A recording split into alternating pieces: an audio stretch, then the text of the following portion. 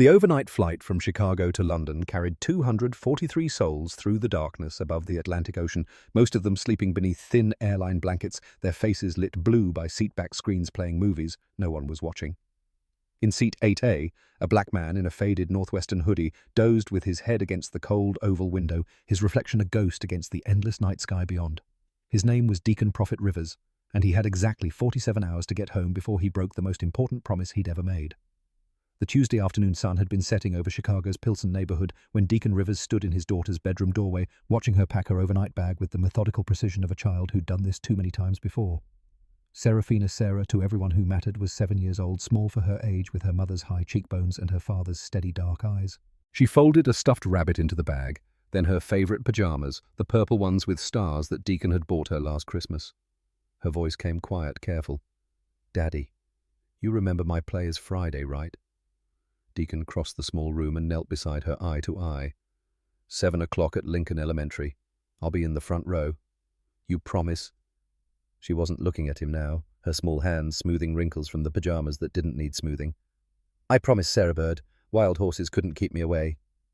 She turned, then her expression serious in the way only children can be when they're trying not to cry. "You said that last time. About my birthday."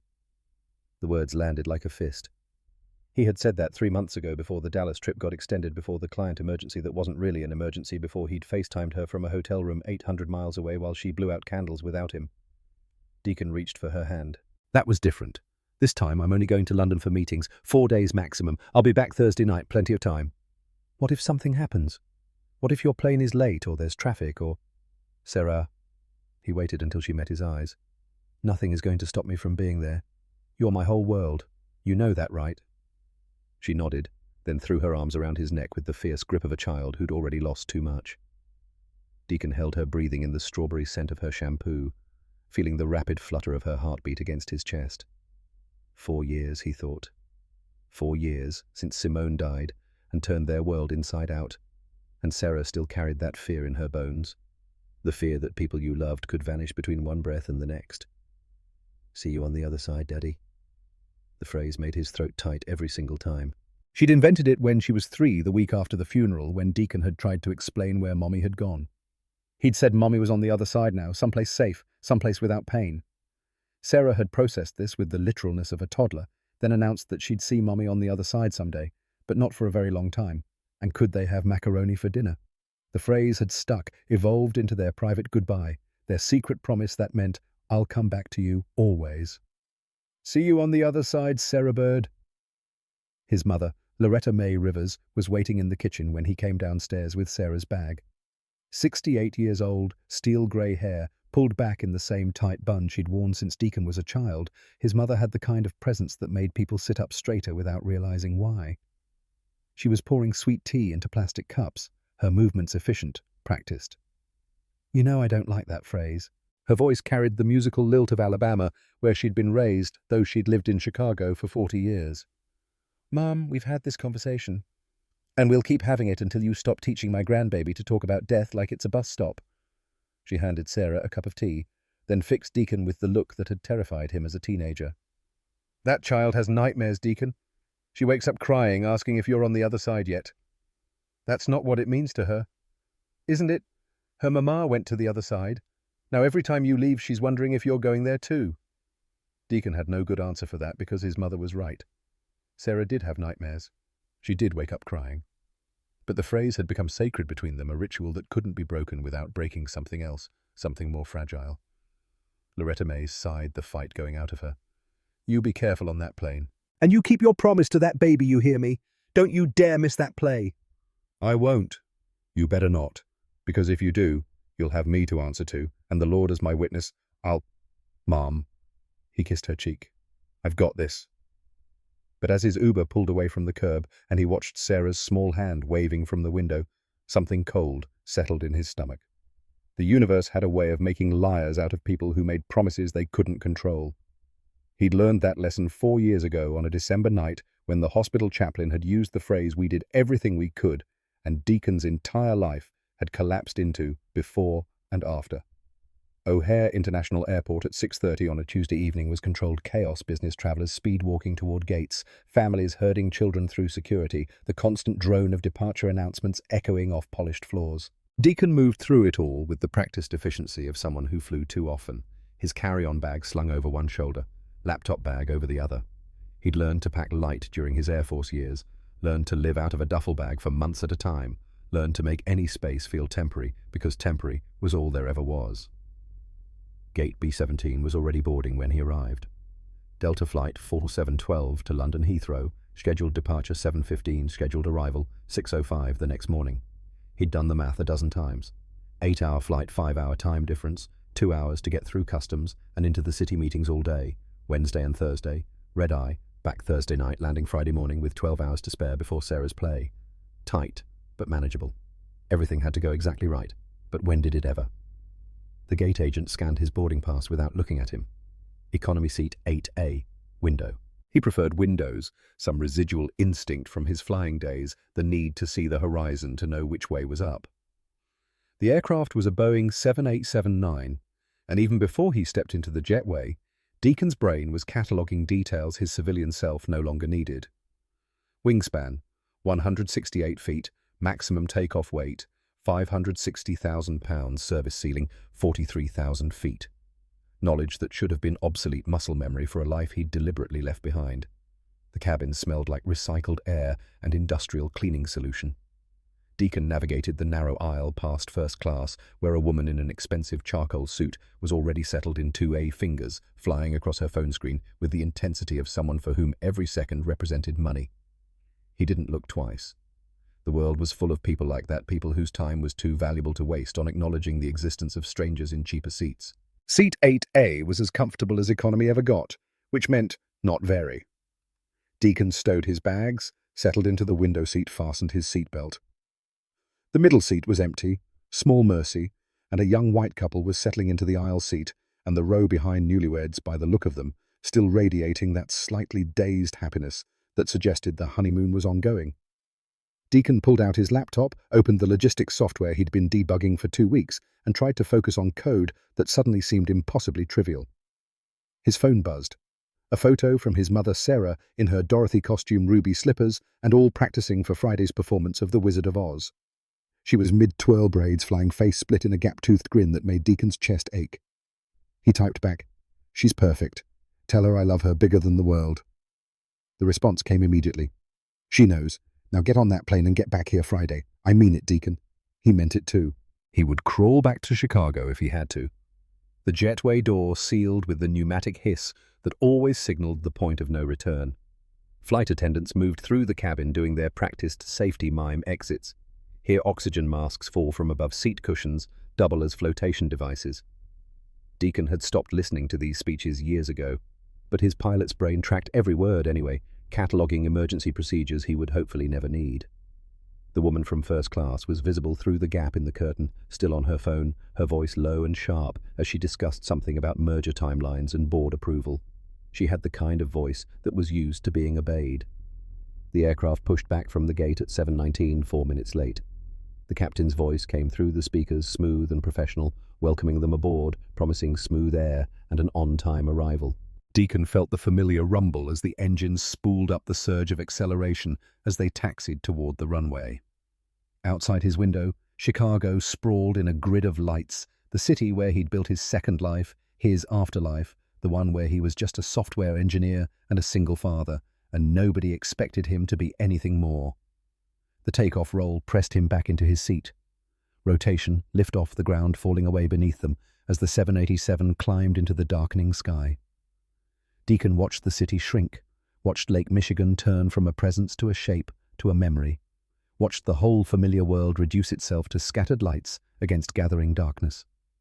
Somewhere down there, Sarah was probably already asleep in his mother's guest room, the stuffed rabbit clutched in her arms, maybe dreaming of ruby slippers and yellow brick roads and a daddy who always kept his promises. He opened his laptop again, but the code blurred in front of his eyes. The cabin lights had dimmed for the overnight flight, and around him passengers were already settling in, pulling out blankets, reclining seats, surrendering to the strange suspended reality of transatlantic travel. Deacon closed his eyes instead, let his head rest against the cool window. felt the engine's steady thrum vibrate through his skull. Sleep came in fragments interrupted by turbulence and crying babies, and the ambient noise of 243 people trying to exist in a metal tube 7 miles above the ocean. He dreamed half-waking dreams that dissolved the moment he tried to focus on them. Something about Simone, about the hospital, about Sarah's 3rd birthday party that had happened 3 days after the funeral. He'd made her a cake in the shape of a butterfly because that's what she'd asked for before everything fell apart, and she'd stared at it with the hollow eyes of a child who no longer understood what birthdays were for. Time became elastic, meaningless. The cabin was dark, except for the glow of screens and reading lights. The woman in first class had reclined her seat and appeared to be sleeping, one arm draped across her eyes, her phone finally silent on the tray table. The newlyweds behind Deacon were murmuring to each other in voices too low to make out words, just the gentle rhythm of people who still found each other endlessly interesting.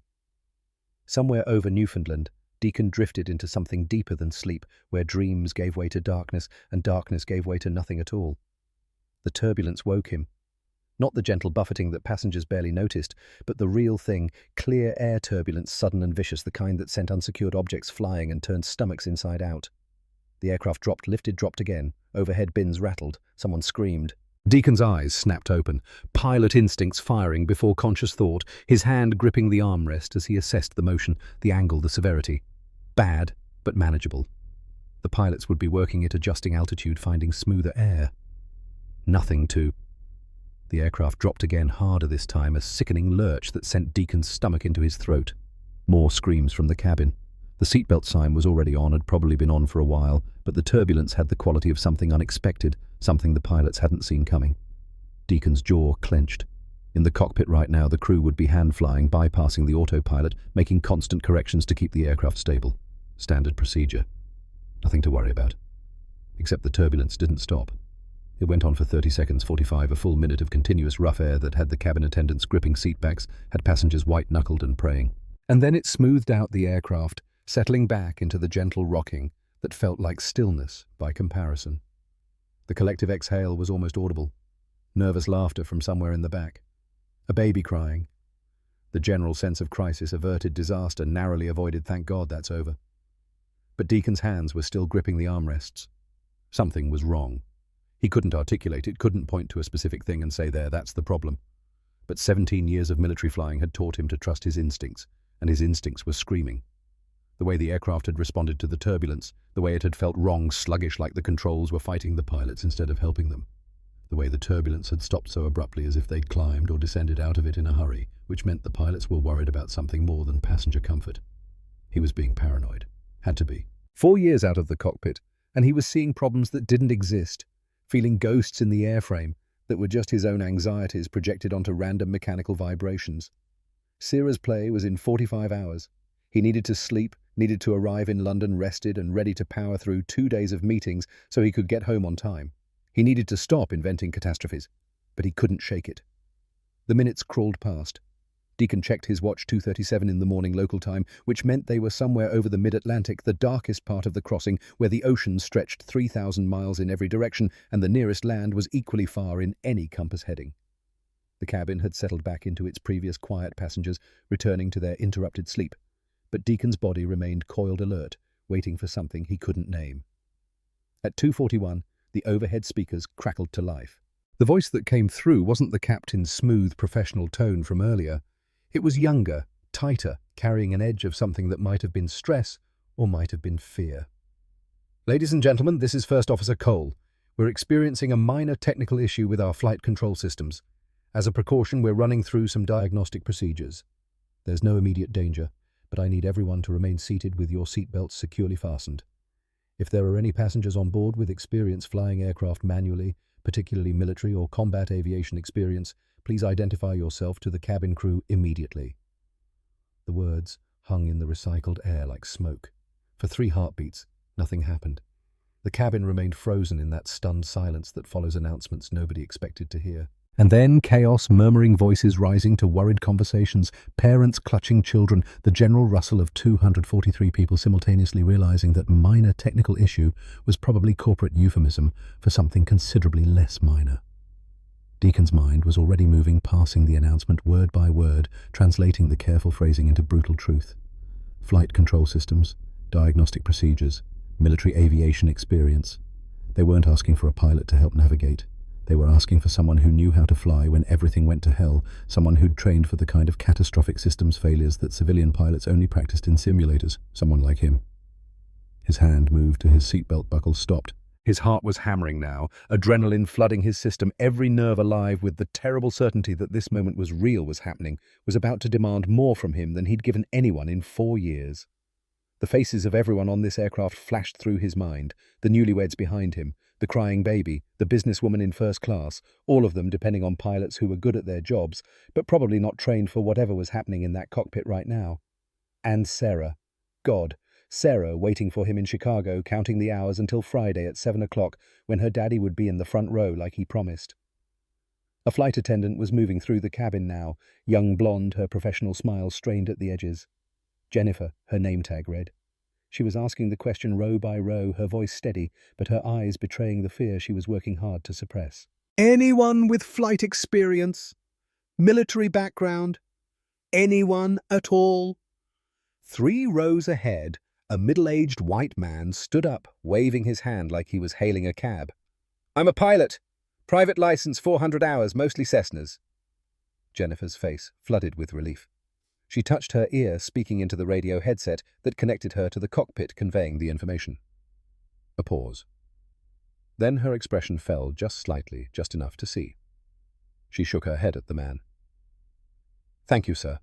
But we need someone with experience in larger aircraft and manual flight control systems. Please remain seated." The man sat down, deflated and embarrassed. The murmuring in the cabin grew louder. Someone near the back shouted a question about what was actually wrong, what kind of technical issue, why couldn't the pilots handle it themselves. Jennifer didn't answer, just kept moving forward, kept asking, kept getting head shakes and blank stares. Deacon's fingers tightened on the seatbelt buckle. He thought of the promise he'd made to Sarah. He thought of the promise he'd made to himself 4 years ago when he turned in his wings, that he was done with that life. Done with the risk, done with the constant deployment cycles that sent him halfway around the world while his daughter grew up without him. He'd chosen her. He'd chosen stability and safety and being present.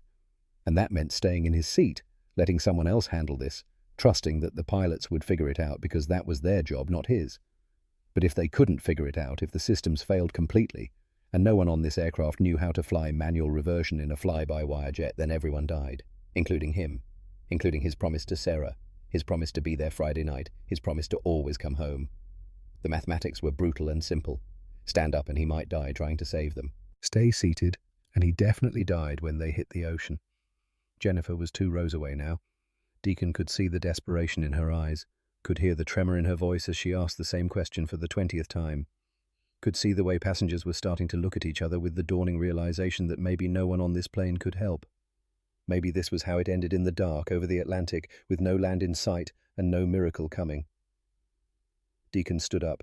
Every eye in the cabin turned to him. He was just another passenger black man in a hoodie. Nothing about him suggested military training or specialized skills. Nothing about him looked like salvation. He could see the doubt in their faces, could practically hear the thoughts him really, and he didn't blame them because he had the same doubts himself.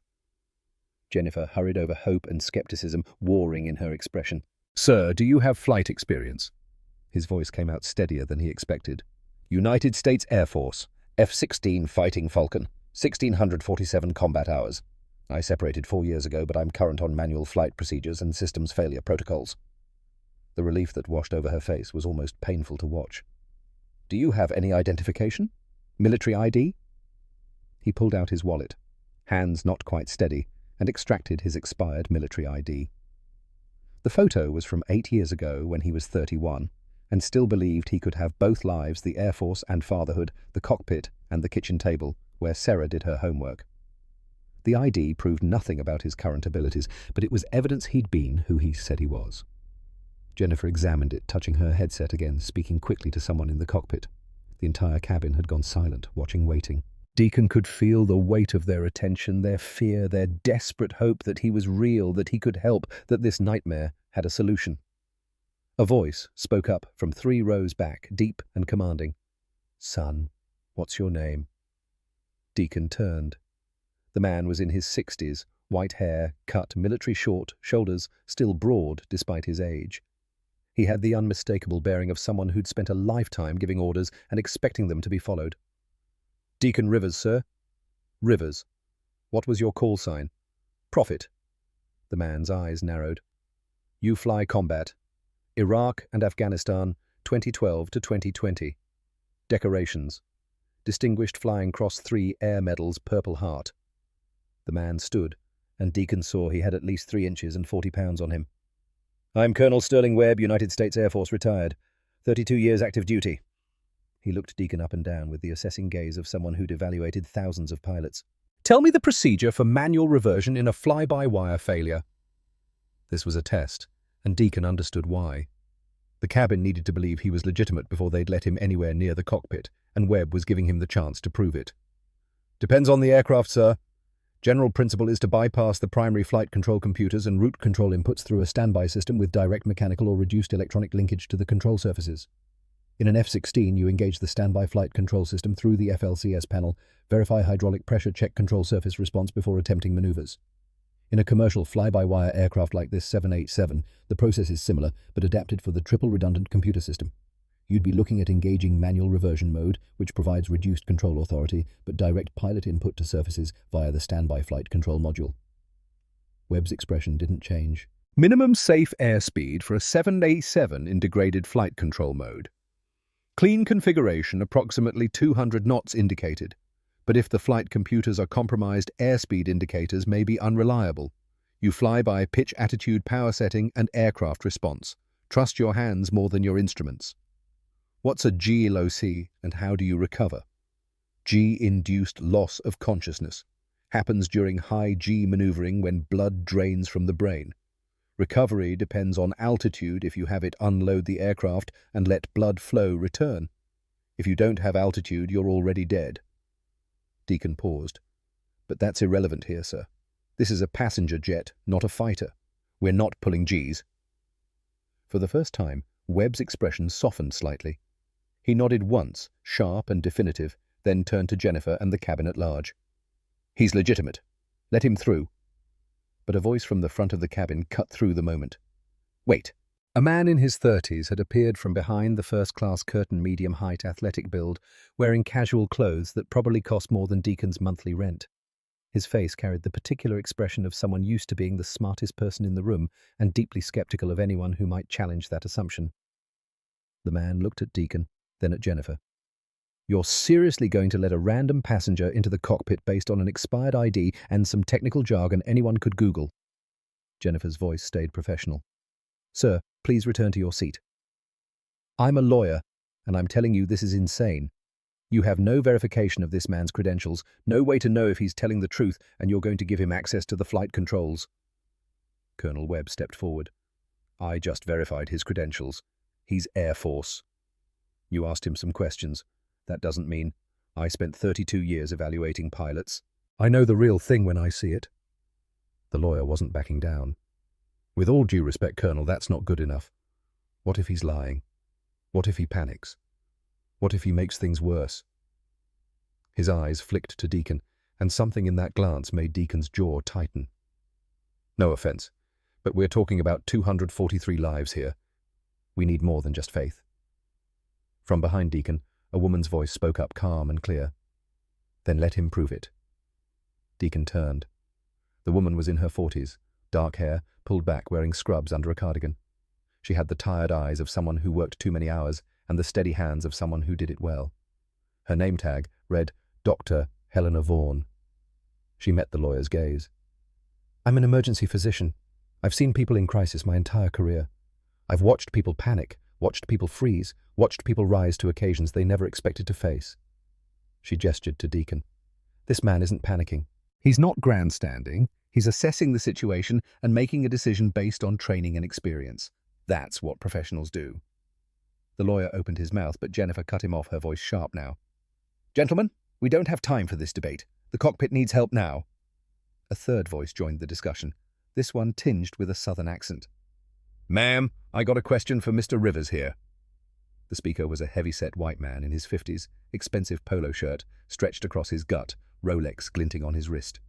Thomas Whitmore Deacon would learn later, investment banker, first-class ticket, 3 bourbons deep before takeoff.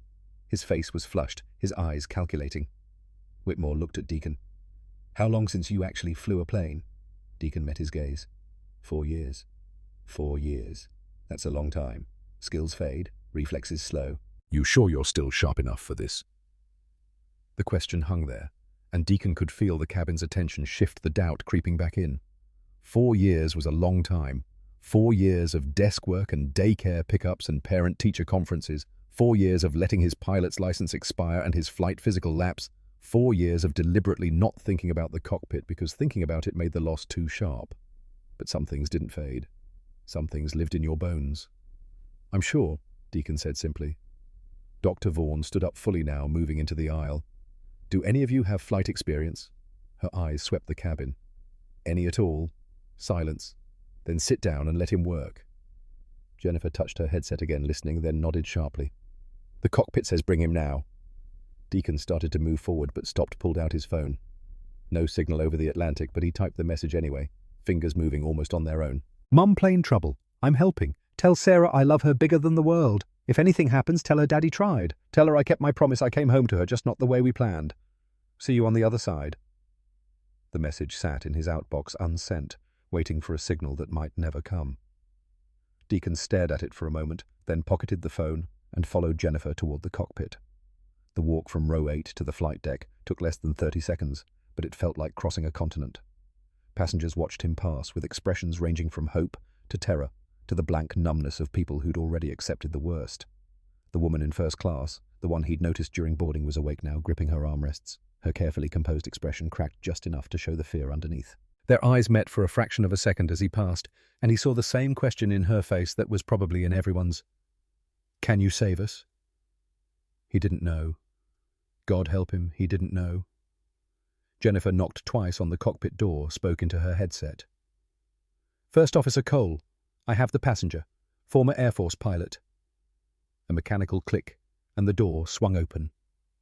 The cockpit of a Boeing 787 was a symphony of glass and light curved instrument panels, digital displays, touch screens showing everything from engine performance to weather radar to aircraft systems. But right now, half those screens were dark or flickering amber and red warning lights painting the space in emergency colors. The smell hit Deacon first, burnt electronics, that acrid scent that meant something somewhere was overheating or had already failed. Then the tension thick enough to taste.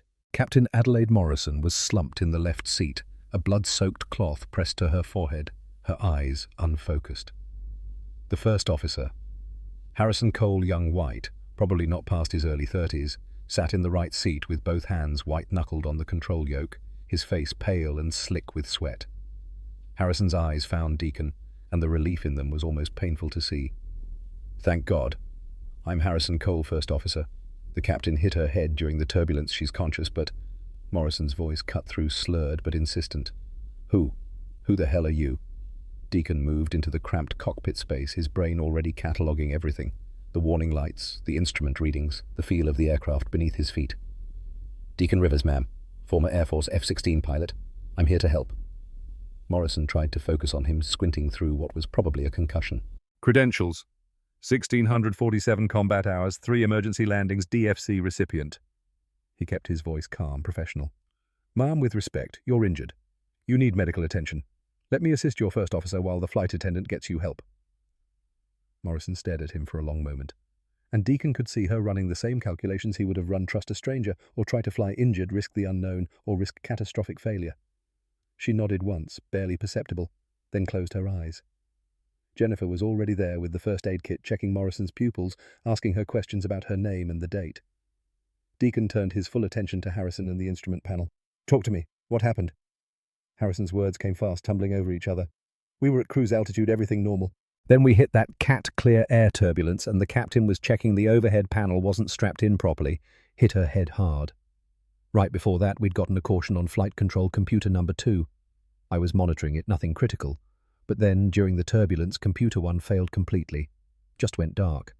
Now, computer 3 is flickering between amber and green, and I can feel the controls getting sluggish." Deacon's eyes scanned the flight control panel. Sure enough, computers 1 and 2 showing red failure lights, computer 3 amber caution cycling to green and back again. The hydraulic systems were still showing normal pressure, but the degradation was subtle percentage points, dropping slowly but steadily. System A at 91%, B at 88, C at 84. Not critical yet, but the trend was clear. You engaged the standby system yet? No, the checklist says it's last resort. I've never done it outside a simulator. Deacon understood the hesitation. Manual reversion was emergency procedure, the kind of thing pilots trained for but hoped never to use. Engaging it meant surrendering all the computer assists, all the automated protections, all the gentle corrections that kept passenger jets stable and comfortable. It meant flying raw, flying by feel, fighting the aircraft instead of guiding it. It's not last resort anymore, Deacon said. It's the only resort. Computer 3 is dying. When it goes, you'll have nothing. No autopilot, no auto-throttle, no control at all. We need to switch to manual reversion now while we still can. Harrison's breathing was rapid, shallow. I don't know if I can hold manual control all the way to London. My hands are already shaking. You won't have to. Deacon moved closer, his voice dropping, becoming the voice he'd used 1,000 times briefing young pilots before combat missions. Listen to me, Harrison. You're going to walk me through the procedure step by step. I'll guide you, you'll execute. We're a crew now. You're not alone in this. Understand? Harrison nodded, swallowing hard. Okay, what's first? First, we divert. Where's the nearest suitable airport? Harrison's fingers moved across the navigation display, calling up waypoints. Keflavik, Iceland, 1,150 nautical miles bearing 045. Shannon Island, 1,800 miles. Better weather, longer runway, but further.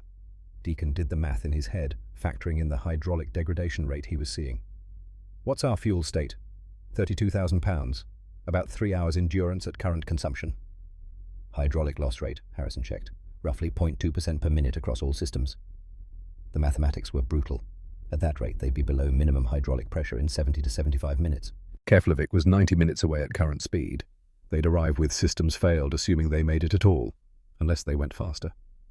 Increase speed to Mach 0.82. We'll burn fuel faster, but we'll buy ourselves time. Harrison hesitated only a moment before advancing the throttles. The engine's pitch increased, the aircraft accelerating the vibration, changing subtly. Every knot of speed was seconds saved, seconds they desperately needed. Now, Deacon said, let's switch to manual control before we lose the option. Harrison's hands moved across the overhead panel with the deliberate slowness of someone executing a procedure they'd only practiced in simulators, never in the hostile reality of 37,000 feet above an ocean that wouldn't forgive mistakes. Deacon watched every movement, his own muscle memory firing in parallel, ghosting each switch and button Harrison touched. Autopilot and auto-throttle disengaged. Harrison's voice carried the forced calm of a man trying to convince himself everything was under control. The control yoke went live in Harrison's hands, not the gentle pressure of automated flight, but the real weight of an aircraft that needed constant input, constant correction, constant attention. The 787 responded immediately, banking slightly left before Harrison caught it, overcorrected, right then found the center again. Easy. She's talking to you. Feel what she needs, don't force it. It's heavier than the simulator. Real hydraulics, real air, real consequences. Deacon leaned closer, watching the hydraulic pressure gauges. Check systems A, B, C. System A, 89%, B, 85, C, 81. The degradation was accelerating. Deacon had seen this pattern before in damaged aircraft. Something was leaking, probably a slow seal failure, somewhere in the hydraulic lines, and every minute of operation was making it worse. His mind ran scenarios, calculations, timelines that all ended with a single, inescapable truth. They were running out of time faster than they were running out of distance. Next step, arm the standby flight control system. Harrison's finger hovered over the switch, hesitating in that final moment before irrevocable commitment. Once engaged, the standby system would bypass the sophisticated flight computers that made flying a 787 smooth and manageable. They'd be left with a stripped-down control interface that required physical strength and constant attention, trading ease for reliability, comfort for control. Harrison, look at me. The younger man's eyes met his, wide with fear, barely contained. I've done this. Not in this aircraft, but the principles are identical. Manual reversion isn't failure, it's adaptation. The engineers who designed this system knew computers could die. They built you a lifeboat. All you have to do is step into it. Harrison's jaw set. He flipped the switch. For 3 seconds, nothing happened. The control yoke went dead in Harrison's hands, the aircraft continuing on momentum and inertia while the standby system initialized, while circuits rerouted and backup modules came online. 3 seconds that stretched like hours, where every person in the cockpit held their breath and waited to see if the engineers had been right, if the redundancy worked, if the lifeboat had holes. Then the yoke came alive again, heavier, stiffer, fighting back with mechanical resistance that hadn't been there before.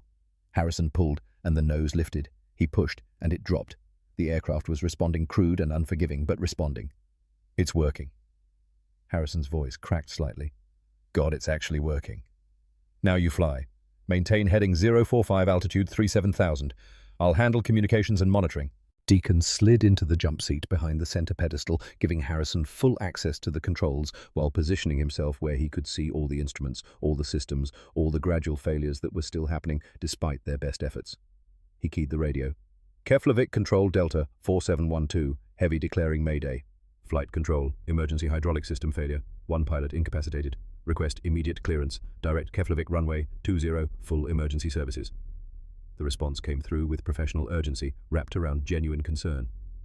Delta 4712, Keflavik control copies Mayday. Cleared direct Keflavik runway 20. Winds currently 240 at 28 knots, gusting 35. Altimeter 29902. Emergency equipment standing by. Souls on board and fuel remaining. 243 souls, fuel approximately 2.5 hours endurance. Roger, Delta 4712. Squawk 7700 and contact me on this frequency. We're clearing all traffic. You'll have priority handling. The winds registered in Deacon's brain like a punch 35-knot crosswind from the right, gusting unpredictable. Landing in crosswinds required precise control surface authority, required hydraulics that responded instantly and accurately. They'd be landing with degraded systems, limited control, and weather that would test the limits of even a perfectly functioning aircraft. He kept his voice neutral. Copy Keflavik, squawking 7700. Harrison had been listening, his knuckles white on the yoke. 35-knot crosswind. That's beyond limits for manual reversion. Published limits are for normal operations. We're past normal. I've never landed in winds like that. You won't have to. When we get close, I'll take control. Harrison's eyes cut sideways. You can't. You're not rated on this aircraft. If something goes wrong, if we crash, the investigation will. If we crash, the investigation won't matter. We'll all be dead. Deacon's voice carried the flat certainty of someone who'd already accepted the mathematics of survival. I've landed damaged aircraft in crosswinds before. You haven't. This isn't about regulations. It's about who has the best chance of getting these people on the ground alive. Harrison absorbed this, the weight of command settling onto shoulders that hadn't been prepared for it. He was a good pilot, competent and careful, exactly the kind of first officer airlines wanted, steady, reliable, unlikely to make mistakes, because he colored inside every line of every procedure. But emergencies didn't respect procedures, and right now they needed someone willing to step outside the lines. Hydraulics at 85, 81, 77%. The gap was widening. System C was failing faster now, probably due to increased workload from the manual control inputs. Deacon pulled up the emergency checklist on the electronic display, scrolling through procedures that felt inadequate for the cascading failures they were experiencing. The checklist assumed one thing would break at a time, assumed crew would have time to diagnose and respond, assumed the aircraft would cooperate with their attempts to save it. Behind them, Captain Morrison stirred her voice thick and unfocused. Status. Jennifer had cleaned the wound on Morrison's forehead, applied bandages, but the captain's pupils were still uneven, classic concussion, possibly worse. She needed a hospital, needed scans and monitoring, needed things they couldn't provide at 37,000 feet over the North Atlantic. Manual reversion engaged, ma'am, diverting to Keflavik. Hydraulics degrading but stable for now. Morrison tried to focus on the instruments, squinting against pain or blurred vision. Who's flying? I am captain. Harrison's voice. Good. Keep doing that. Morrison's eyes slid closed again.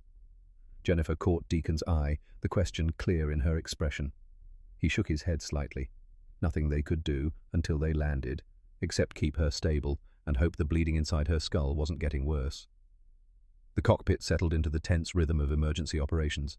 Harrison flying, constantly making minute corrections to hold altitude, and heading Deacon monitoring systems, and running calculations, Jennifer tending to Morrison, and occasionally relaying information from the cabin. Outside the windows, only darkness and stars, the ocean invisible beneath them, but present in the back of every mind, waiting 3 miles down with the patience of something that had swallowed aircraft before and would again. Deacon. Harrison's voice carried a new edge. Controls are getting heavier. I can feel the resistance increasing. The hydraulic gauges confirmed it. System A at 79%, B at 73, C at 68. The degradation was no longer linear. It was accelerating, following the exponential curve of a system in cascade failure. Deacon pulled up the hydraulic schematic on his display, tracing the complex web of lines and pumps and actuators that translated pilot inputs into control surface movements. Somewhere in that maze, fluid was leaking, seals were failing, pressure was bleeding away into the atmosphere. Even if they could identify the exact failure point, there was nothing they could do about it. The hydraulic bays were inaccessible in flight, and even if they weren't repairing high-pressure hydraulic lines, required equipment they didn't have, and expertise that took years to develop. They weren't fixing this, they were just trying to make it last long enough. How's your endurance? Can you hold manual control for another hour? Harrison flexed his fingers on the yoke, and Deacon could see the strain in his forearms, the tremor starting in his shoulders. Flying manually was physical work, required constant muscle engagement that automated systems had made pilots forget. Harrison was young and reasonably fit, but he wasn't trained for sustained manual flight, and the fatigue was already showing. I can hold it. I have to. If you need me to take over before Iceland, tell me. No shame in admitting your limits. I'll be fine. But 5 minutes later, Harrison's breathing had gone ragged, his corrections becoming larger and less precise as his muscles fatigued. The aircraft was starting to porpoise slightly, nose up, nose down, altitude wandering 100 feet either way. Not dangerous yet, but trending toward it. Deacon made a decision. Switch with me. You need a break. I can keep going. Not asking. This is crew resource management. I'll fly for 15 minutes, give your muscles time to recover. Then you take back control and we continue to Iceland. Harrison wanted to argue Deacon could see it in the set of his jaw, but he was also smart enough to recognize his own limitations. He nodded, releasing the yoke. You have the aircraft. I have the aircraft. Deacon leaned forward from the jump seat, reaching around to grip the yoke from behind Harrison's position.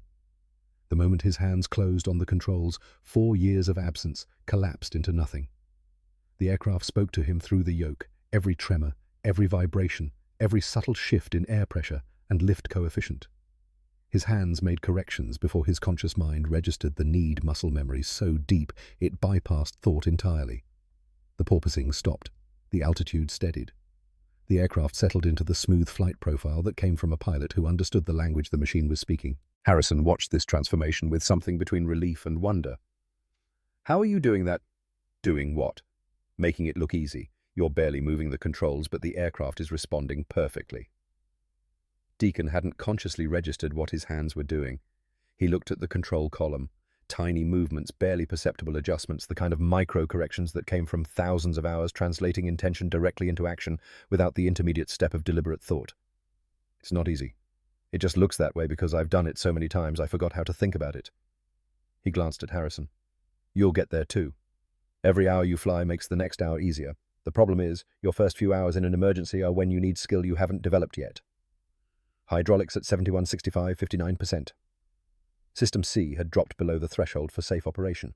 If they lost it completely, they'd be down to 2 hydraulic systems, which meant half the control authority, which meant the already difficult landing in Iceland would become nearly impossible.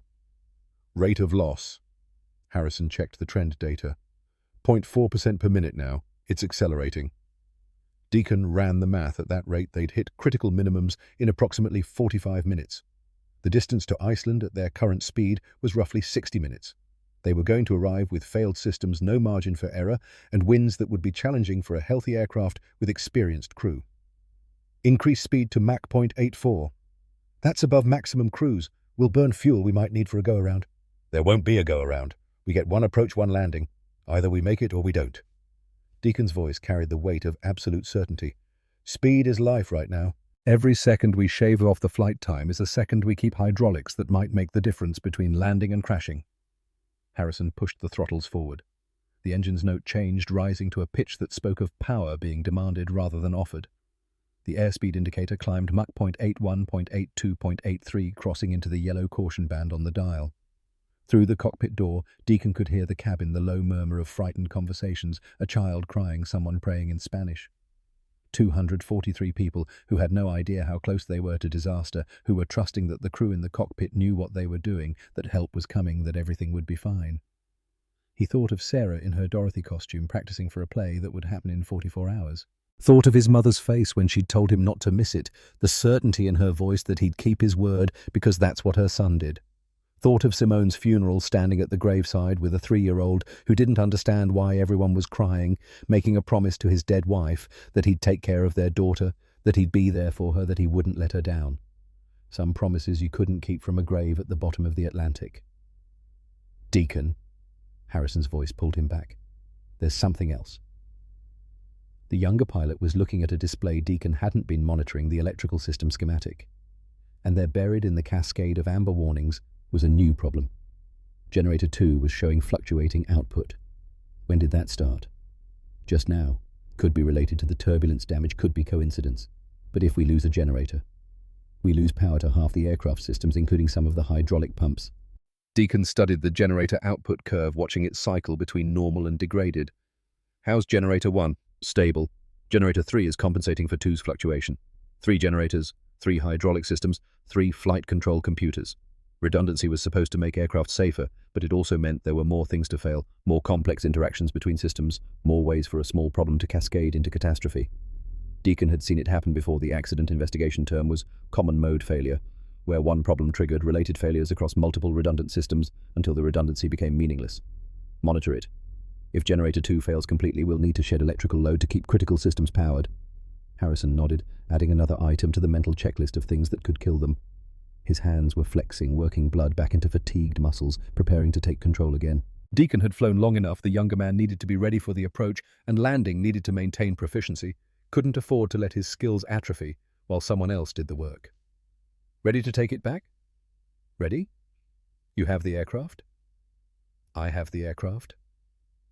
The transition was smooth this time. Harrison's hands finding the yoke with more confidence than before, his corrections smaller and more precise. The brief break had helped, but Deacon could see the strain returning almost immediately, the physics of manual flight reasserting themselves against muscles that weren't designed for sustained isometric contraction. Deacon returned to the jump seat and pulled up the approach chart for Keflavik on his tablet. Runway 20, 11,800 feet long, elevation 52 feet above sea level. Precision approach available, but they might not have the electronics to use it. The airport sat on Iceland's southwest coast, surrounded by volcanic terrain and exposed to North Atlantic weather that could change from flyable to catastrophic in minutes. The crosswind worried him most. 35 knots meant the aircraft would be drifting sideways across the runway during final approach, would need constant rudder input to track straight, would touch down with wheels already fighting for grip on concrete. In a healthy aircraft with full hydraulics, crosswind landings were challenging but manageable.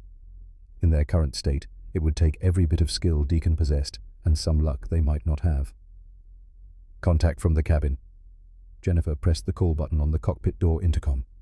First class is asking about the situation. The woman in 2A wants specifics. Harrison glanced at Deacon. What do we tell them? The truth. We're diverting due to technical issues. We expect to land in Iceland in approximately 50 minutes. Emergency services will be standing by as a precaution. Don't specify the hydraulic failures. Don't mention the generator. Give them enough to feel informed without triggering panic. Jennifer nodded and turned to relay the message, but Deacon called her back. Who's in 2A? Evangeline Ashworth.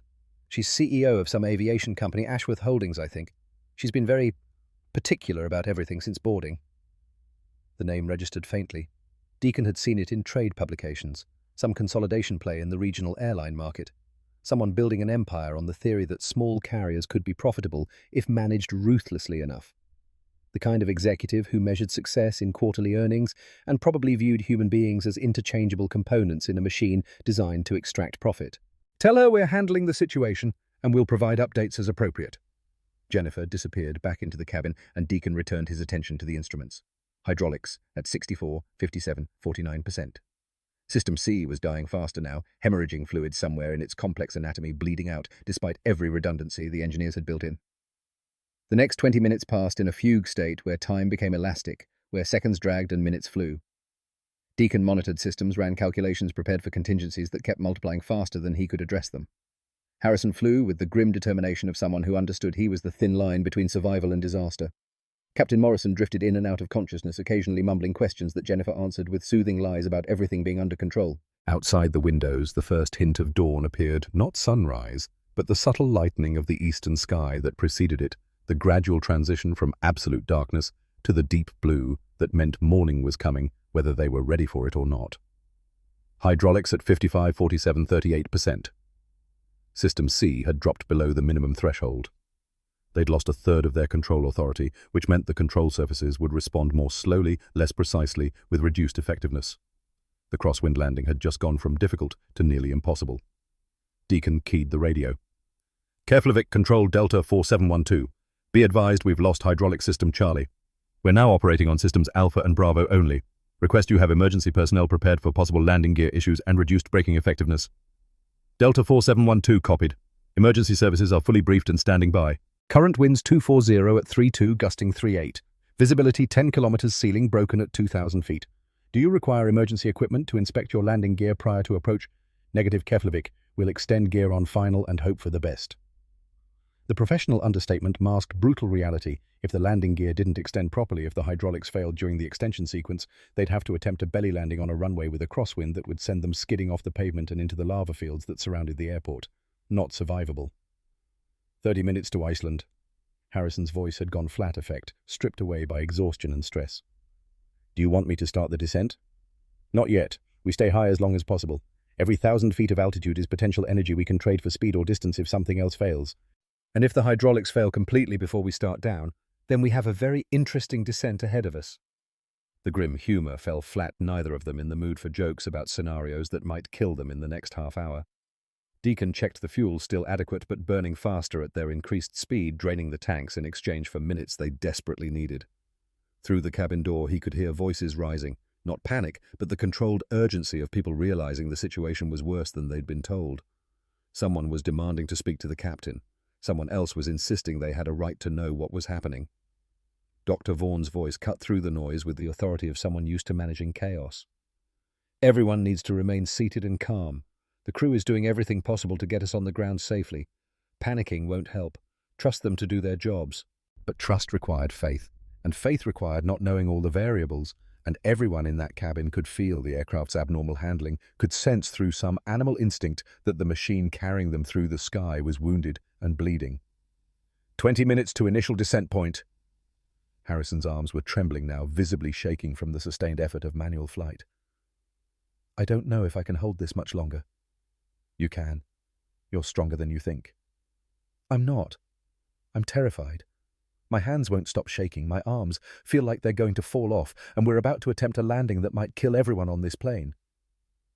The honesty was raw, unfiltered. Deacon respected it more than false bravado. Fear is information.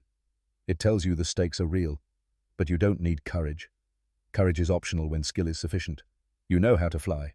You've done this approach 100 times in the simulator. The only difference is the consequences are real this time.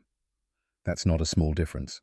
No, it's not, but it's also not a reason to quit. Deacon leaned forward so Harrison could see him in peripheral vision. In 17 years of military flying, I saw a lot of pilots face situations they weren't prepared for. Some of them froze, some of them made it worse, and some of them discovered they were capable of more than they'd ever imagined. You're about to find out which kind you are. Harrison absorbed this jaw-working fear and determination, fighting for control. Finally, he nodded. If I crash this plane, we crash it together. I'm in command now, even if it's not official. We're a crew. We succeed together or fail together. That's not how the investigation will see it. You're a passenger. I'm the pilot in command with the captain incapacitated. Then fly like it. Take us home. The Iceland coast appeared on the radar display, rugged volcanic terrain rising from the North Atlantic, a landscape of lava fields and glaciers and geothermal vents that made the island look like something from another planet.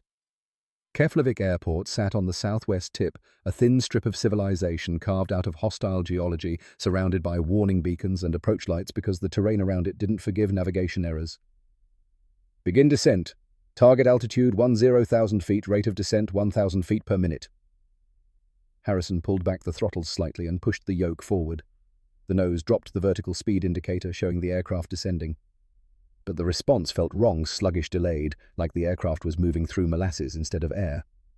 Hydraulics at 49, 39, 27%. System C was gone, no longer providing any useful pressure. System B was circling the drain. Only System A remained above minimum, and its degradation curve suggested they had maybe 15 more minutes before it too dropped below the threshold, where control became theoretical rather than practical. Rate of descent is too slow. We're getting mushy response from the elevators. Deacon saw it in the control inputs, Harrison moving the yoke further than he should need to, the aircraft responding a beat too late, a second behind where it should be. The hydraulics were failing faster under the load of descent. the pumps struggling to maintain pressure as seals failed and fluid leaked and the whole system spiraled toward complete collapse. "Steepen the descent. 2,000 feet per minute. We need to get down faster." The airport was visible now through the windscreen, a cluster of lights against the dark terrain, the runway stretching like a pale scar across volcanic rock. So close. They were so desperately close. 10,000 feet. Hydraulics at 42, 31, 19%. The aircraft shuddered a vibration that felt like something fundamental coming loose. Warning tones sounded, multiple systems reporting degraded performance, backup systems activating the aircraft's computer brain, screaming that nothing was working the way it should. "Generator 2 is failing, output down to 40%. More warnings, more failures, the cascade accelerating as electrical problems compounded hydraulic problems, compounded structural fatigue from flying outside normal parameters. The aircraft was dying around them, holding together through engineering redundancy and blind luck, but both were running out. 5,000 feet. Winds are gusting 40 knots now. The approach lights appeared below them, a line of white leading to the runway threshold. Deacon could see emergency vehicles lining the taxiway, fire trucks, ambulances, the full response team that gathered when an aircraft declared Mayday and meant it. "Landing gear down." Harrison moved the gear lever. Mechanical sounds reverberated through the airframe as the gear doors opened and the wheels began extending. Green lights should have appeared on the panel indicating 3 wheels down and locked. Instead, 2 green lights appeared, and the third position showed amber. The nose gear was stuck. The amber light glowed like an accusation on the instrument panel, a single point of wrong in a constellation of failures. Deacon stared at it for exactly 2 seconds while his brain processed the implications. Nose gear stuck in the retracted position, which meant they'd be landing on 2 main wheels instead of 3, which meant the aircraft would pitch forward on touchdown and the nose would strike concrete at whatever speed remained, which meant structural failure, fire, death. Harrison's breathing had gone shallow and rapid. "Emergency extension. We can try the backup system." "No time. We're on final approach with degraded hydraulics. If we cycle the gear system now and it fails completely, we lose the main wheels too. Then what do we do?" Deacon's hands were already moving across the controls, making calculations that balanced risk against probability, against the brutal physics of an aircraft that refused to cooperate. "We land on what we have. Main gear touchdown first, hold the nose off as long as possible. Let the aircraft decelerate on 2 wheels until we have no choice." "The nose will hit. There's no way to hold it off indefinitely." "I know, but every knot we scrub before impact is the difference between walking away and body bags." Deacon reached past Harrison and adjusted the descent rate. "I'm taking control for the landing. Keep your hands light on the yoke so you can feel what I'm doing. If I incapacitate you, finish it." "You're not going to incapacitate." "If I do, promise me you'll finish it. These people deserve someone who'll fight for them all the way to the ground." Harrison's jaw set. "I promise." The runway threshold was rushing toward them now, white stripes marking the beginning of the concrete approach lights flickering past beneath the wings. Deacon had the aircraft lined up despite the crosswind, compensating with a crab angle that pointed the nose 15 degrees off runway, heading to track straight down the center line. On short final, he'd kick the rudder and straighten them out, a technique that required precise timing and control authority they might not have. 300 feet. Hydraulics at 38, 26, 15%. System B was entering the failure zone. System A was holding, but degrading. The control surfaces were responding with the enthusiasm of something already dead, but too stubborn to stop moving. Deacon could feel it through the yoke, the sluggishness, the lag between input and response, the aircraft fighting him with every correction. 200 feet! The crosswind hit them as a gust 45 knots from the right, shoving the aircraft sideways. Deacon countered with aileron, and rudder felt the control mushiness, compensated by using more deflection than he wanted. The aircraft wallowed back towards centerline, overshooting slightly, requiring another correction. 150 feet. He could see individual stripes on the runway now, could see the foam trucks tracking their approach, could see personnel in protective gear waiting for them to either land successfully or become the next aviation disaster they'd spend months investigating. The mathematical certainty of impact was seconds away. "Harrison, when the nose hits, cut all power immediately. Fuel, shut off everything. I don't want fire on top of everything else." "Understood." 100 feet. Deacon kicked right rudder hard, felt it respond a half-second late, the nose swinging left to align with the runway heading. Simultaneously, rolled left aileron to counter the bank that came with the rudder input. The aircraft straightened, wobbling the wings, dipping as another gust caught them. 50 feet! He pulled back on the yoke, demanding the nose come up, demanding the aircraft flare for landing. The response was glacial, the aircraft's nose lifting by degrees instead of the smooth rotation he needed. The main wheels were going to hit before the flare completed. 30 feet. 20. The main wheels kissed the concrete, a shuddering impact that reverberated through the airframe. Deacon held back pressure on the yoke, trying to keep the nose up, but the aircraft was decelerating and the aerodynamic forces that kept the nose elevated were bleeding away with every lost knot of airspeed. Thrust reversers.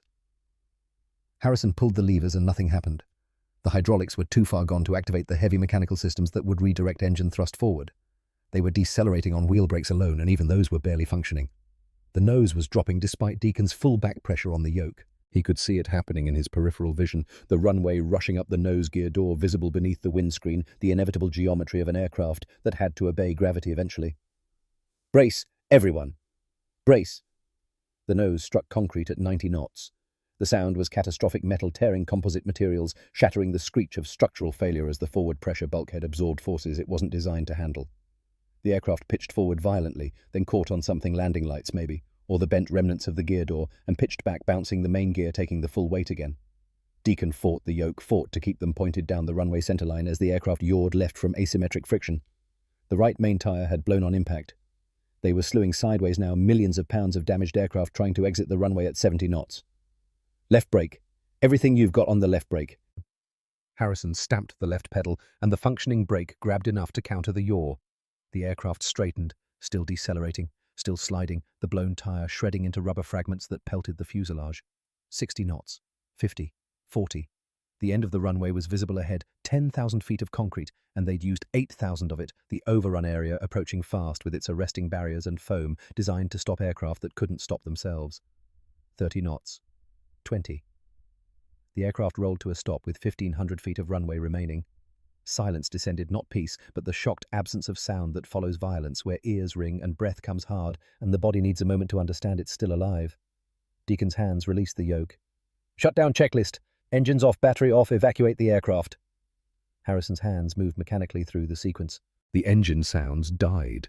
The electrical hum faded, the aircraft becoming an inert hulk that had carried every person on board through the impossible and deposited them breathing and whole onto Icelandic concrete. The evacuation proceeded with surprising order, passengers sliding down emergency chutes, emergency crews surrounding the aircraft, paramedics rushing toward Captain Morrison. Deacon was last off, stepping onto the tarmac into dawn light that painted volcanic peaks golden orange. Colonel Webb found him first, standing at attention despite the chaos. That was the finest piece of flying I've witnessed in 3 decades, son. Dr. Vaughan appeared next, checking him for injuries. He didn't have her medical instincts overriding everything else. You just landed a dying aircraft with no nose gear in a crosswind. That's extraordinary. But Evangeline Ashworth stood apart from the others, still composed, despite tears tracking through her makeup.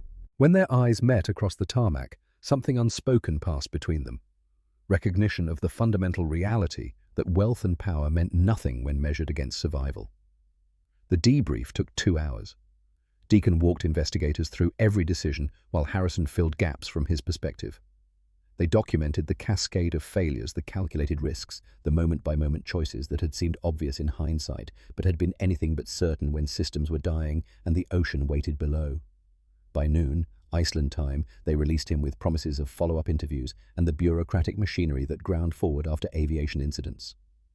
His phone had signal now filled with messages, his mother asking if he'd landed safely, work wondering where he was, news alerts about the emergency landing already viral on aviation forums, and a voicemail from Sarah, time-stamped 3 hours ago. Daddy, Grandma showed me the news about your plane.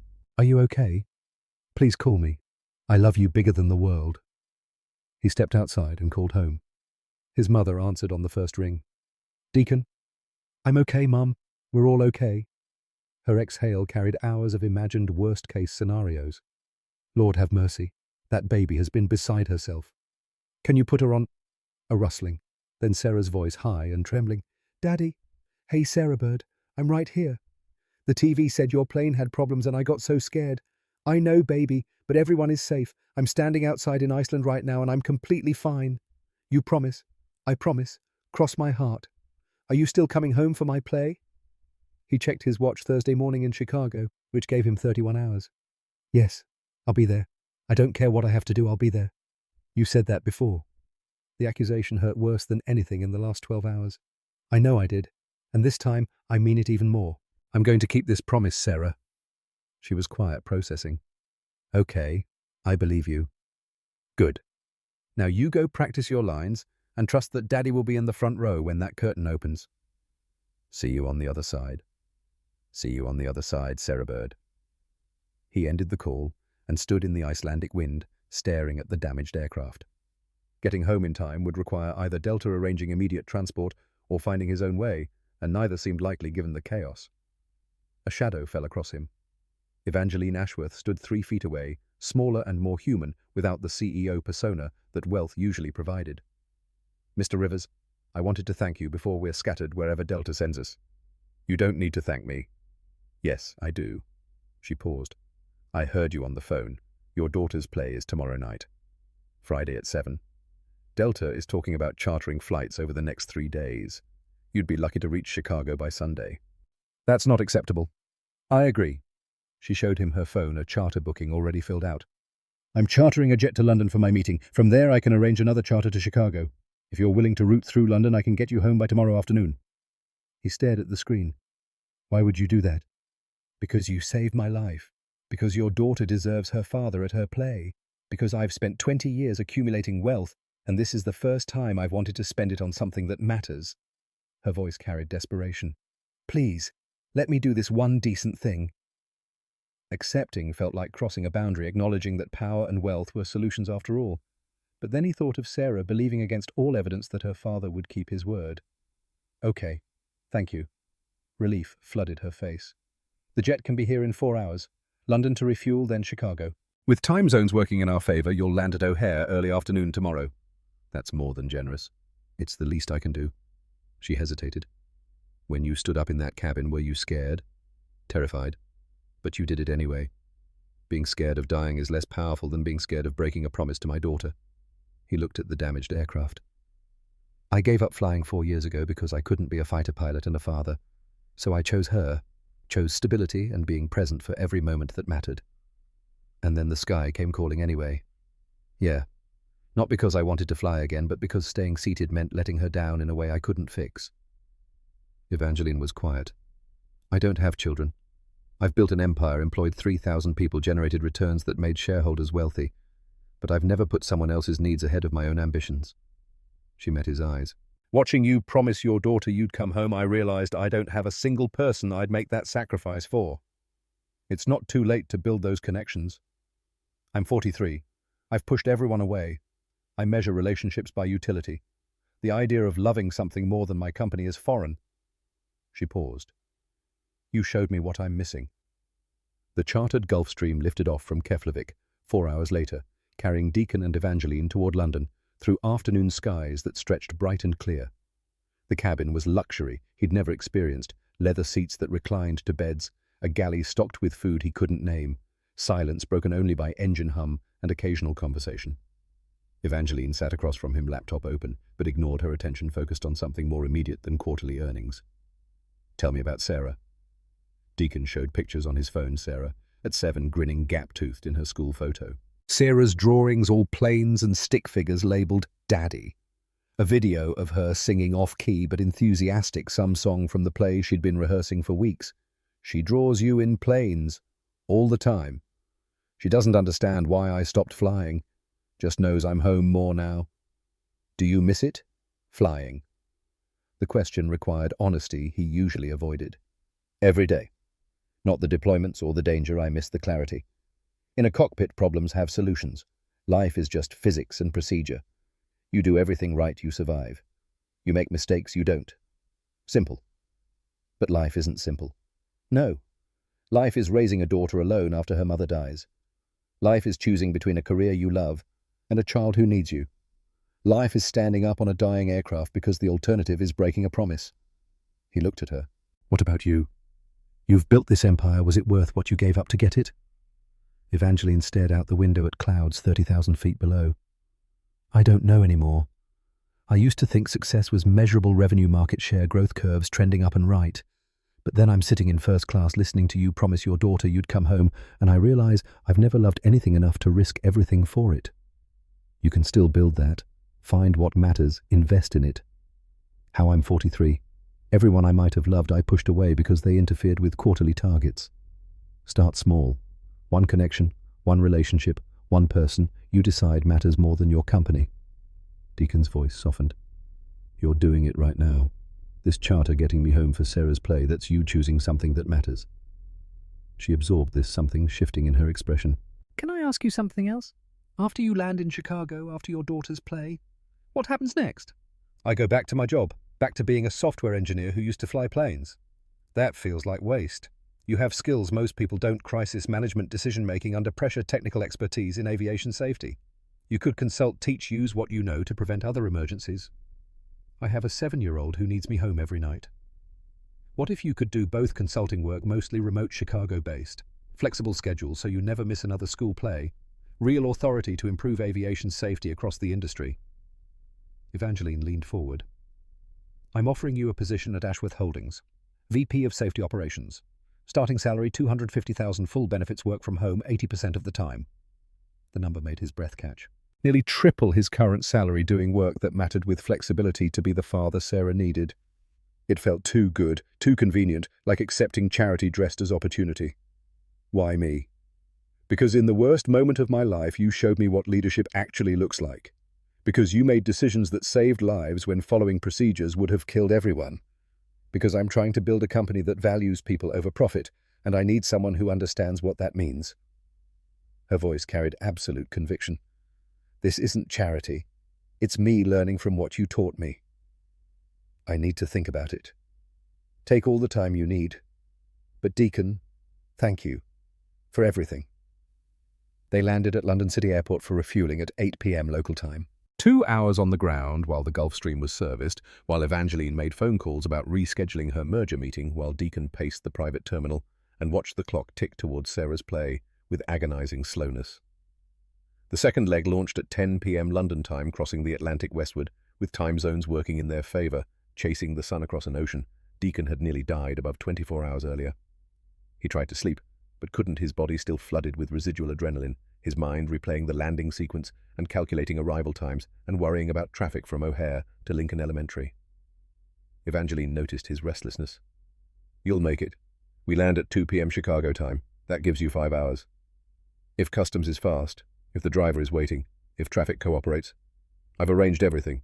Customs will have advance notice you're arriving. The driver will be at the aircraft door. And if traffic doesn't cooperate, I'll hire a police escort. She smiled. You got me home alive. I'll get you to that school on time. They touched down at O'Hare at 1:47 p.m. Friday afternoon, wheels kissing American concrete with a gentleness that felt obscene after the violence of Iceland. Customs officials met them at the aircraft paperwork, already processed questions perfunctory, the entire procedure taking 12 minutes instead of the usual hour. A black Mercedes waited on the tarmac, engine running, driver holding the rear door open. Evangeline walked Deacon to the car, her hand briefly touching his arm. Go. Be with your daughter. And Deacon, if you decide you want that job, call me. Any time. I will. And Evangeline, thank you for all of this. You saved my life. This barely begins to repay that debt. The Mercedes navigated Chicago traffic with efficiency that suggested the driver knew every shortcut between O'Hare and the city. Deacon watched familiar streets scroll past the urban landscape that had been his home for 4 years, but had felt temporary until now. Everything felt different after Iceland, sharper, more precious, infused with the clarity that came from understanding how close he'd been to never seeing any of it again. His phone buzzed. His mother. Where are you? Almost there. 30 minutes. The school play starts at 7. It's 3 o'clock. You have time, baby. We'll save you a seat. He arrived at his apartment at 3:30, key fumbling in the locked door, swinging open to reveal Sarah and his mother in the living room. Sarah was already in her Dorothy costume, ruby slippers catching afternoon light through the windows, Braid's perfect face painted with stage makeup that made her look older and younger simultaneously. She saw him and froze, as if movement might shatter, the moment might reveal this was dream instead of reality. Daddy. Hey, Sarah Bird. She launched herself across the room, a small missile of sequins and tulle, and absolute faith rewarded. He caught her, lifted her, held her with the fierce grip of someone who'd almost lost the privilege forever. You came. You really came. I promised, didn't I? You promised before. I know. But this time I moved heaven and earth and an entire ocean to keep my word. He set her down, kneeling so they were eye level. Tell me about the play. Are you ready? She nodded, suddenly shy. I know all my lines. I practiced with Grandma 100 times. I'm Dorothy, and I have to find my way home and... She stopped, her expression turning serious. Daddy, were you scared on the plane? He could have lied, could have told her it was all fine, all routine, all handled by professionals who knew exactly what they were doing. But she deserved truth, even when truth was frightening. Yes, I was very scared. But you helped everyone anyway. Her voice carried wonder. Even though you were scared? That's what heroes do, right? They're brave even when they're afraid. His throat closed around words that wouldn't come. He just held her, breathing in strawberry shampoo and stage makeup and the particular scent of his daughter, who was alive and whole and trusting him with everything she had. Loretta May watched from the doorway, tears streaming down her face. She crossed to them, her hand on Deacon's shoulder. My boy, my brave, foolish, wonderful boy. You scared us half to death. I'm sorry, Mom. Don't be sorry. Just don't ever do it again. She squeezed his shoulder. Now get yourself ready. We leave for the school at 6. Lincoln Elementary's auditorium was packed by 6:45 parents and siblings and grandparents filling folding chairs that squeaked every time someone shifted weight. Deacon sat front row center, his mother beside him, watching stagehands make final adjustments to painted backdrops of Kansas farmhouses and emerald cities. The lights dimmed. The crowd quieted. Music began, that familiar overture from a movie Sarah had watched 50 times, singing along to every song, until Deacon knew the lyrics better than he knew his own phone number. The curtain rose. Sarah stood center stage in her Dorothy costume, small and perfect, and absolutely terrified. Her eyes found Deacon in the front row, and something in her expression shifted, fear transmuting to confidence, the transformation visible even from 20 feet away. She opened her mouth and began to sing. Her voice was thin and slightly off-key, carrying the particular quality of children who haven't learned to be self-conscious about performance. But she sang with absolute conviction, with the certainty of someone who understood the story. She was telling a story about being lost and finding your way home, about discovering that everything you need is already inside you, about clicking your heels and believing hard enough and waking up surrounded by people who love you. The other children joined her, a scarecrow with straw poking from his sleeves, a tin man whose aluminum foil costume crinkled with each movement, a cowardly lion in a mane made from yarn. They moved through their blocking with the careful precision of kids who'd rehearsed until they could perform in their sleep. Sarah led them down the yellow brick road, painted plywood glitter shedding, with each step her voice growing stronger as she sang about somewhere over the rainbow. Parents around Deacon wiped tears. A father in the row behind whispered to his wife that she was really good. Loretta May gripped Deacon's hand, her own tears flowing freely. When the wizard appeared, a boy whose voice hadn't quite broken speaking through a cardboard facade, Sarah stood tall and demanded what she needed, not gifts, but recognition of what she'd carried all along. The wisdom, the heart, the courage weren't granted. They were revealed. Deacon watched through tears he didn't bother hiding. This was what he'd almost missed. This was what staying seated on that aircraft would have cost him, not his life, but something more precious. The privilege of watching his daughter become herself moment by moment, year by year, play by play. The performance continued through the poppy field scene where Dorothy fell asleep, and her companions wept through the confrontation with the Wicked Witch, who melted under a bucket of water enthusiastically splashed by the smallest first grader in the cast, through the revelation that the wizard was just a man behind a curtain, but the magic had been real all along. When Sarah delivered her final line, "There's no place like home," and clicked her ruby slippers together, Deacon understood why he'd stood up on that aircraft. Not for heroism or glory or the abstract concept of doing the right thing. He'd stood up because home wasn't a location. It was this moment, this girl, this absolute certainty that some things mattered more than safety or regulations or the fear that came with putting everything on the line. The audience erupted in applause. Sarah beamed, bowing with her castmates, her eyes finding Deacon again and again, as if she needed constant confirmation he was really there, really present, really keeping the promise that mattered most. The curtain fell. Parents flooded toward the stage. Deacon waded through the crowd, reaching Sarah as she climbed down from the platform. She jumped into his arms again, both of them laughing, her ruby slippers catching on his jacket. "Did you see me? Did you see? I saw everything. You were amazing. Perfect. I didn't forget any lines. Not one. You were the best Dorothy I've ever seen." A voice spoke behind him, soft and hesitant. She really was wonderful. Deacon turned. Evangeline Ashworth stood 10 feet away, dressed casually in jeans and a simple sweater, looking completely out of place among the other parents in their suburban casual wear. Had cancelled her London meeting, entirely rerouted from Iceland straight to Chicago, choosing this over a $200 million merger because some things she was learning mattered more than deals. Sarah noticed her first. "Daddy, who's that?" "That's Miss Ashworth. She's a friend. From the plane." Sarah studied Evangeline with the frank assessment of children who haven't learned to hide their evaluations. "Were you scared too?" Evangeline knelt, bringing herself to Sarah's eye level. "I was very scared. But your daddy made everything okay. He does that. He fixes things." Sarah paused. "Are you Daddy's friend now?" "I'd like to be." "Good. Daddy needs friends. He's always alone except me and Grandma." Deacon felt his face warm, but Evangeline just smiled genuine and unforced the CEO mask, completely absent. "You're very wise, Sarah, and you were brilliant as Dorothy." "Thank you." "Did you know the story is about finding your way home? And home isn't a place, it's people who love you." She looked at her father. "Right, Daddy. Right, Sarah Bird." They moved outside, where other families were gathering, talking about the performance, children still in costume running across the parking lot. Loretta May appeared with Sarah's coat, took one look at Evangeline and raised an eyebrow at her son that communicated volumes without words. Evangeline extended her hand. "Mrs. Rivers, I'm Evangeline Ashworth. Your son saved my life yesterday." Loretta May shook the offered hand with the firm grip of someone evaluating character through pressure. "He has a habit of helping people, usually at great cost to himself. I'm trying to repay that. I've offered him a position at my company work he'd be good at with flexibility to be here for moments like this." Sarah tugged Evangeline's sleeve. "Are you coming to ice cream with us? We always get ice cream after plays." Evangeline looked at Deacon, the question in her eyes. He found himself nodding before consciously deciding to. "You're welcome to join us."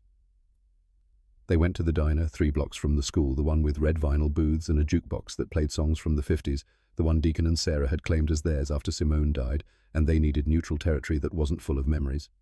Sarah ordered chocolate chip with rainbow sprinkles. Loretta May got vanilla with hot fudge. Evangeline studied the menu with the intense focus of someone confronting an unfamiliar challenge, finally settling on mint chocolate chip. Sarah monopolized the conversation, telling Evangeline about her teacher and her friends and her favorite subjects with the unfiltered enthusiasm of 7-year-olds who haven't learned that adults might not find every detail of their lives fascinating.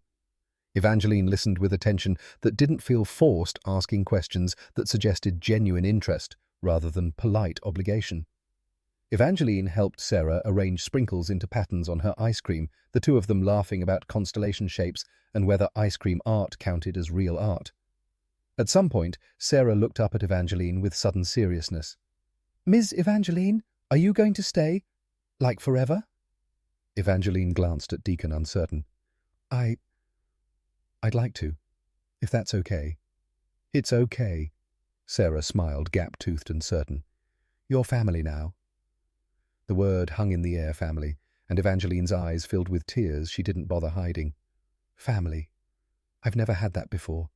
"Well, you do now," Sarah announced, returning to her ice cream as if she'd just declared something as simple as the weather. At the booth, Loretta May leaned close to Deacon, her voice low. "That woman is in love with you whether she knows it yet or not." "Mum, I've been alive 68 years. I know what I'm seeing." She patted his hand. "And you could do worse. She flew across an ocean to watch a little girl's school play. That's not business. That's something else." Deacon watched Evangeline wiping ice cream from Sarah's chin with a napkin, the gesture awkward but genuine, like someone learning a skill they'd never been taught. The contrast was stark, CEO worth hundreds of millions playing with a 7-year-old like it was the most natural thing in the world. Maybe his mother was right. Maybe something had changed in Iceland when survival stripped away everything except what actually mattered. They parted in the parking lot, Sarah hugging Evangeline with the instant affection of children who decided someone was good. Evangeline hugged back, careful and unpracticed, like someone discovering nurturing instincts she didn't know she possessed. "Thank you for letting me intrude on your tradition." "You didn't intrude. You added to it." Deacon pulled out his phone. "About that job offer, can I have the weekend to think about it?" "Take all the time you need." She handed him a business card with her personal number handwritten on the back. "But I meant what I said. I'm trying to build something different at Ashworth, and I need people who understand what that means." She walked to her waiting car, turned back once to wave at Sarah, then disappeared into Chicago traffic. Sarah looked up at her father. "I like her. She's nice." "Yeah, she is." "Are you going to take the job, Daddy?" "I don't know yet." What do you think? Sarah considered this with the gravity of someone whose opinion had been solicited and taken seriously. "Will you still be home every night?" "Mostly. Maybe 1 or 2 trips a month, but nothing like before." "And you won't miss any more plays?" "Never again." "Then I think you should do it, if it makes you happy." That night, after Sarah was asleep, and his mother had gone home, Deacon sat on his apartment balcony, watching Chicago's lights spread toward horizons he couldn't see.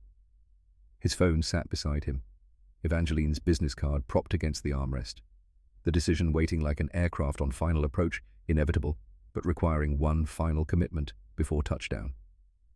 He thought about the last 4 years, the safety he'd chosen, the passion. He'd surrendered the careful construction of a life designed around being present for Sarah above all else. He'd given up the sky and told himself it was worth it, that fatherhood was enough, that he didn't need anything more. But Iceland had taught him something different. The sky hadn't been asking him to choose, it had been waiting for him to understand he could have both. Could be the father Sarah needed and the pilot he'd always been. Could build a life that honored all of who he was, instead of amputating parts that didn't fit the narrative he'd constructed. He picked up the phone and composed a text to Evangeline. "I'm in. Let's talk Monday about details." Her response came 30 seconds later. "Best decision you'll make all year. Welcome to Ashworth." The first month had been tentative, Evangeline maintaining professional distance, Deacon focusing on building protocols and proving his worth beyond Iceland. But Sarah had eroded those boundaries with the unstoppable force of a child who'd decided someone belonged in their life.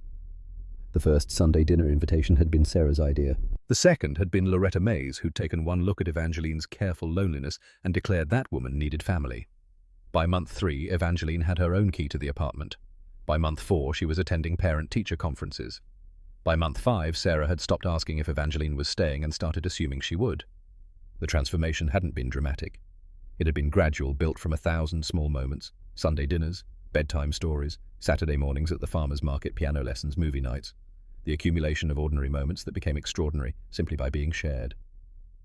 6 months later, Deacon Rivers stood in the aviation safety conference room at Ashworth Holdings' Chicago headquarters, walking a room full of pilots through manual reversion procedures they hoped never to use. The job was exactly what Evangeline had promised: meaningful work with flexibility, to be home every night, to pick Sarah up from school, to never miss another play or recital or moment that mattered. His phone buzzed with messages as he concluded the training session. Harrison Cole, checking in from Denver, back in the cockpit, with manual reversion certifications that set him apart from other first officers.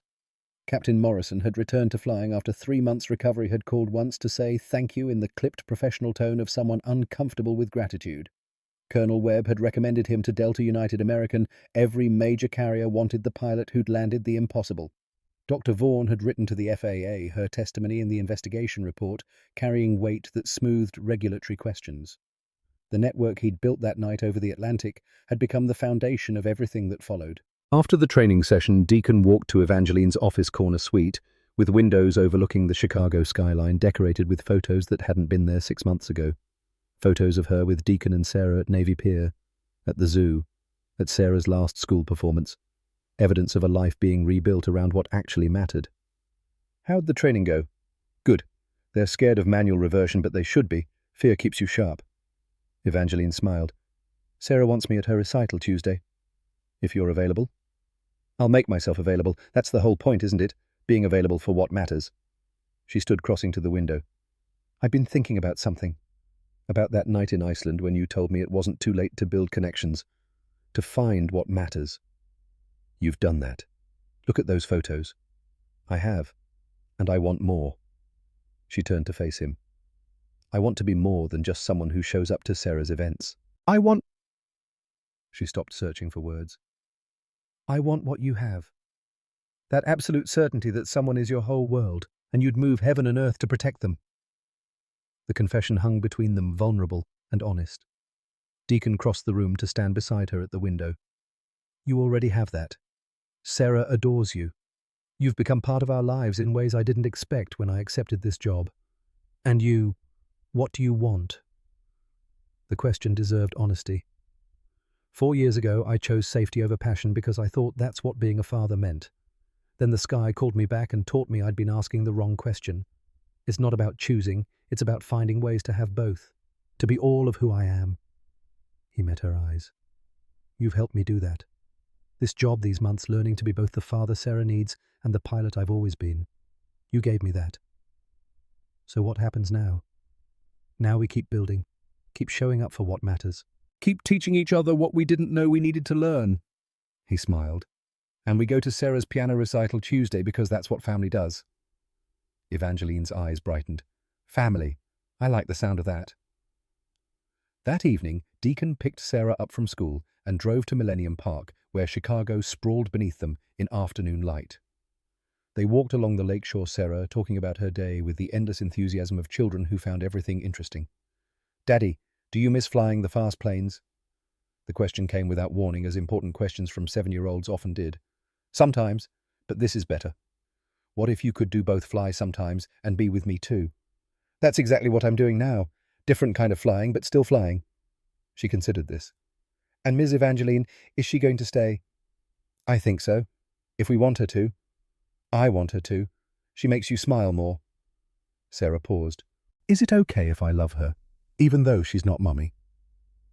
The question broke something open in Deacon's chest, that careful construction of grief and guilt he'd been carrying since Simone died, the belief that moving forward meant betraying the past. He knelt beside his daughter. Sarah Bird, your mummy would want you to love people, would want you to have a full life with people who care about you. Loving Ms. Evangeline doesn't mean you love Mummy less. It just means your heart is big enough for both. Like how you love flying and love me. Exactly like that.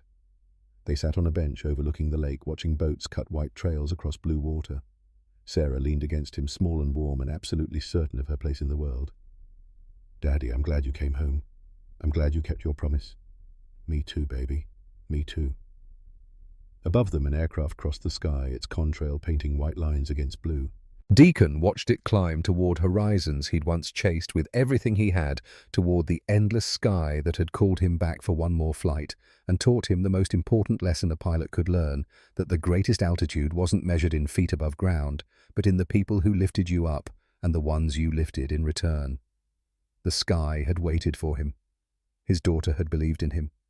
And somewhere between terror and survival, between Iceland and Chicago, between the pilot he'd been and the father he'd become, he'd learned that the choice was never either or. It was finding a way to be all of who he was for the people who mattered, in the moments that counted, with promises kept and futures built on the foundation of showing up when showing up was all that mattered. He'd flown through darkness and landed in light. He'd kept his word to a 7-year-old girl who measured love bigger than the world. And in the end, that was the only flight plan that mattered.